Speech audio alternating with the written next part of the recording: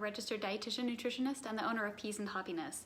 Today I'm going to talk about how to care for your cast iron skillet. I use this pan all the time. It is so versatile, it's so flexible, and as a bonus, it's really inexpensive. So if you don't have a cast iron skillet, I would highly recommend you invest in one. They last for generations if you care for them well. The care is not that difficult, and it will serve you really well in a variety of functions. One of the best things I love about my cast iron skillet is that because it's cast iron and very thick, I can heat it to a very high heat, and it's almost gives the same effect as grilling vegetables or meat. So especially when it's cold outside or it's maybe even too hot outside to grill, I can heat my cast iron skillet really hot and then get a beautiful sear on chicken or on fish, or I can sear my vegetables as well. So the other thing I love about the cast iron skillet is that if you want to make a casserole actually in the cast iron skillet, you can then transfer it directly to your oven to finish broiling it or get a nice sear on the top. Once you season the cast iron skillet several times, it also becomes a really good non-stick option.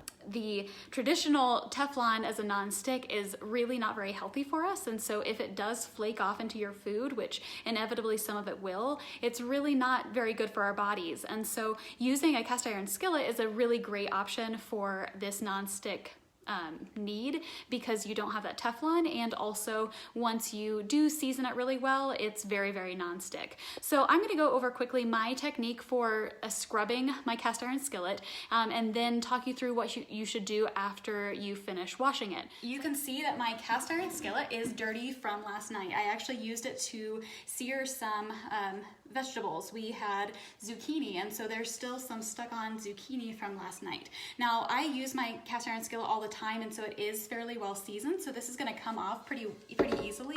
But the first thing I'm going to do is just put some water on this skillet, and this is just going to help loosen things up.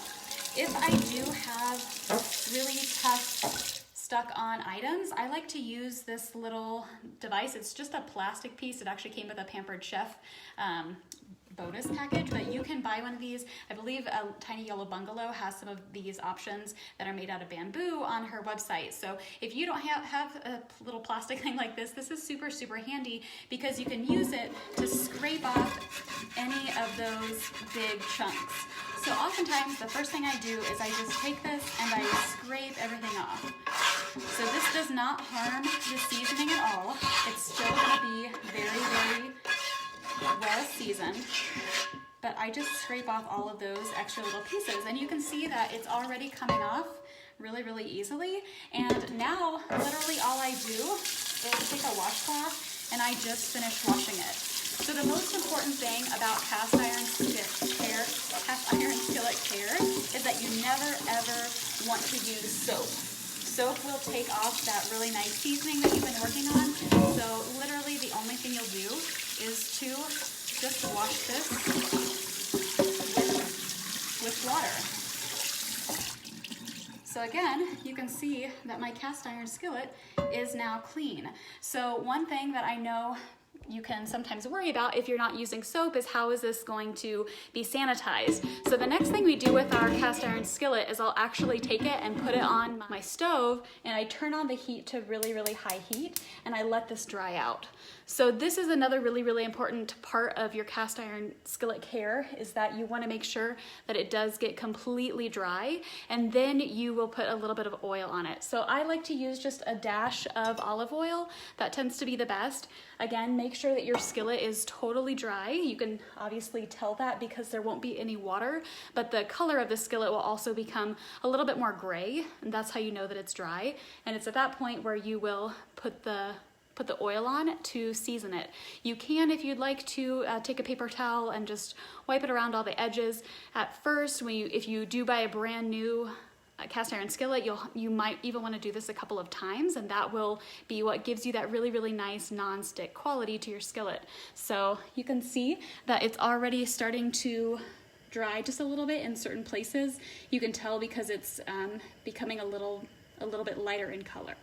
So once all of those little extra droplets finish drying, I'll add the oil, spread it around, turn off the heat, and and let it go. A pro tip would be to turn on a timer as you are drying out your skillet.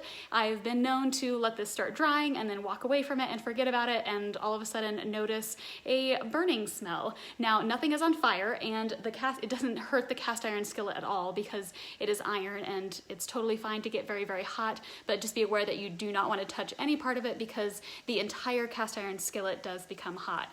And that's just another good thing to remember if you are cooking with this, that because the cast iron skillet, it's all the same material, there is no handle, so the handle will be as hot as the main part of the skillet, so make sure that you don't touch it, and that if you do move it, make sure you use a hot pad or something else. So now that you can see that this is pretty much totally dry, at this point I will add just a little bit of oil. You can see it's hot because that oil spreads out really quickly, and I'll go ahead and turn this off. And that's all we do. I like to leave my cast iron skillet just on the stove because we use it so frequently and it is pretty heavy, so I don't like to move it. But now it's ready to go. I can saute something in it again, and then I'll repeat the process. So super easy. If you do leave it on the stove and don't clean it right away, it's totally fine. Again, I really like this process because you can sanitize your skillet without having to worry about soap or anything else. So if you have any questions, please feel free to drop a comment. I'll drop a link to a cast iron skillet that I recommend if you are looking for one, but always my biggest recommendation is to go to your local kitchen store if you have one and support a local small business. So thanks everybody for watching, and I'll see you next week. Take care.